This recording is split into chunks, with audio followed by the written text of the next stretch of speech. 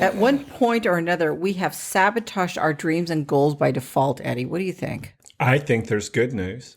Well, tell me what the good news is. The good news is once we are aware of how and why we sabotage ourselves, we can then change it for the better. I really do believe that once we're aware of how and why we accidentally sabotage or we start to deliberately, absolutely. I agree then with we're you. able to flip it. Now, these are ingrained habits that are leftovers from our past that no longer serve us. That's true. So what's self-sabotage, sweetie? For me, intuitively, it's when you contradict your desire and you're with resistance at the same time. It is when you continue to do an old habit or a pattern that you're aware of and you keep doing it anyway. That's a form of absolute self-sabotage. Yeah. To me, self-sabotage is when you're doing something and you're loving it, but then all of a sudden you wreck your ability to complete the task. That's, to me, the sabotage is wrecking something, obstructing yourself, basically. Give me an example. Okay, an example. Well, basically, I want to this job promotion, and I'm working hard, and I have all my paperwork done. I get everything going. I know all the information. And just before I get to the office, I leave my briefcase at home. I forgot to put gas in the car. Some things like that, little things. These are like practical imagery of what could happen. Things that are preventable, that you could avoid, but you don't. Because for whatever reason, that will stop you from achieving your success. Listen, when even with this show, the last time I came over to film, I'm a punctual person. You are. You're very punctual. And then the last time or two is like gridlock on the freeway. Oh yeah. Then I understood what that was about because I got a visitation from my best friend, and it was on the anniversary of his passing. Sure. And the other time it was raining, and people don't drive very well in the rain here. No, they don't. And today I was hyper early. So I just sort of drove around and enjoyed my coffee. Okay. It's like I do that too. We have these patterns, and I used to be perpetually late, and now I'm almost always too early. But I still, if I got here 30 minutes before I was supposed to be, I would not knock on the door until the exact time I'm supposed to be I'm here. exactly like that. Because I think that's respect and courtesy.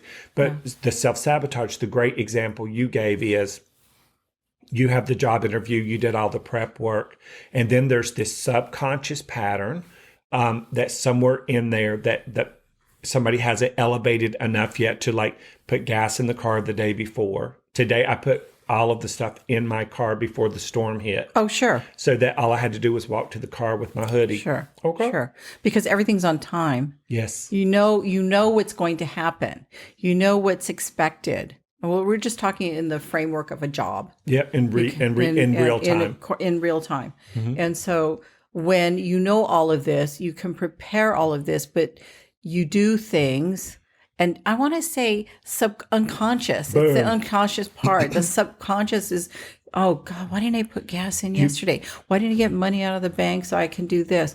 Oh shoot, I should have had that. I should have ironed my shirt. Yep. I should have picked up my dry cleaning, and now I have to wear the suit that doesn't look as well. Which ties into the conscious and subconscious. Yes. One of the biggest sabotaging behaviors is lack of time. Yeah. Or just time in general, because we have a relationship with everything throughout the universe and on planet Earth. Yeah. And one of the biggest relationships we have with is time. So that either means enough of it or not enough of it. There's two timelines with time, no pun intended. Exactly. But there's two timelines with everything: love, money, career, time. But I feel the same way you do. It's more of a subconscious thing, which you're not consciously aware of, that creates this habitual pattern of sabotaging yourself when you think you do everything physically correct.